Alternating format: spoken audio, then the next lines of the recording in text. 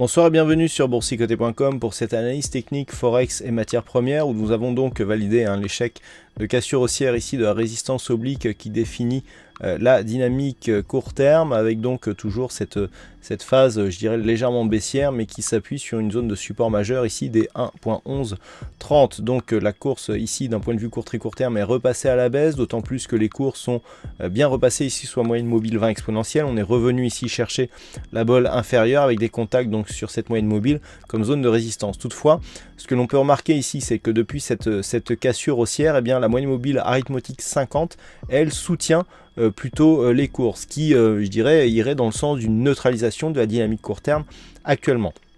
Donc tant que les cours ici restent au-dessus de cette moyenne mobile et sous la moyenne mobile 20 exponentielle, il y a une neutralisation du biais court terme. Les indicateurs vont un peu en ce sens puisque les trajectoires ici, si on est neutre sur le stochastique et le RSI, sont légèrement haussières d'un point de vue du MACD.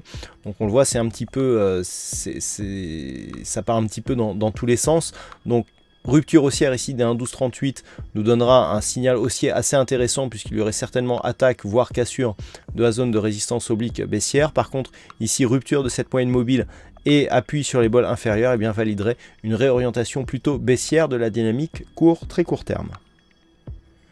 Sur le dollar yen, pas de grand changement non plus sur la dynamique actuelle, puisque les cours évoluent toujours sous la moyenne mobile 20 exponentielle, en multipliant ici les contacts sur la zone de support des 100.14. Donc nous avons une suspicion ici de rupture prochaine de cette zone de support majeur. En cas de cassure, je rappelle que le signal baissier serait assez important, puisqu'il correspondrait à un signal de continuité de cette dynamique moyen terme, donc qui serait validé par la tendance court terme.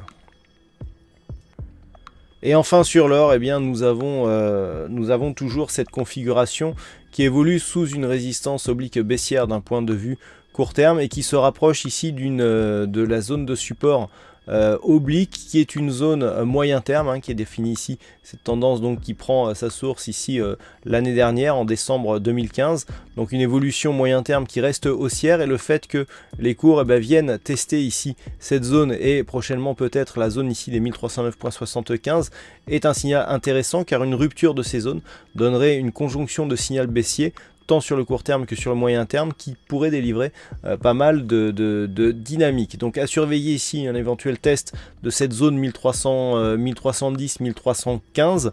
À l'inverse, si une rupture de cette résistance oblique baissière serait un signal haussier, entre les deux, nous restons neutres pour l'instant sur l'or d'un point de vue de la tendance court terme. Voilà ce que l'on peut dire donc sur ces analyses techniques Forex et matières premières. Passez une bonne soirée, bonne chance dans vos prochains trades et on se retrouve dès demain pour d'autres analyses techniques sur le site boursicoté.com.